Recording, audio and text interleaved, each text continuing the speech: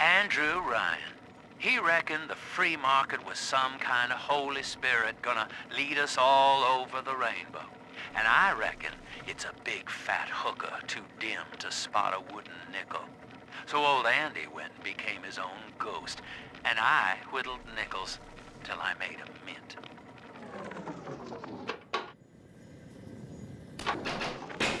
Old Papa's Drop's the worst neighborhood in Rapture, but it's a hell of an opportunity to raise up some affordable housing. When Atlantic Express was constructing their luxury passenger line, this place was hollowed out beneath as flop houses for the railway crew. Nobody was supposed to reside down here long term, but when you're broke in this town, you're not exactly swimming in alternatives. I don't favor spending more than an hour or so down here at a time. There ain't a side of the tracks more wrong than under 'em.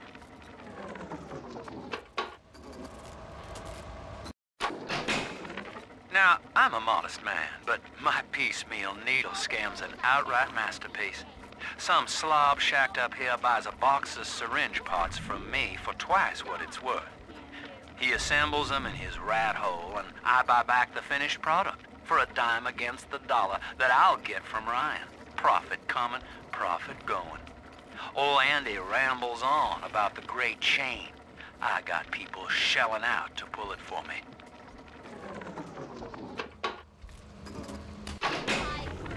I do love Siren Alley. The kind of place you go to scratch an itch you're ashamed of, even in a town with no laws. But that's not why I favor it. The place started out as the Mason's Quarter, all builders and architects, proper as you please. And it just tickles me when someone in a fancy hat falls in the mud. Like a lot of the ladies down here, Siren Alley was born with a more respectable name, but only God remembers what it was.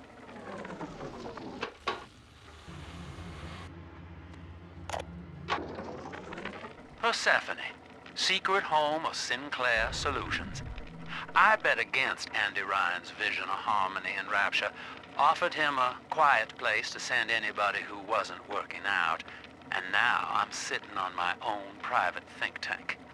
Technically, Utopia shouldn't have much use for a detention facility, but if you do business as long as I have, well, you learn to pick a brand name from the writing on the wall.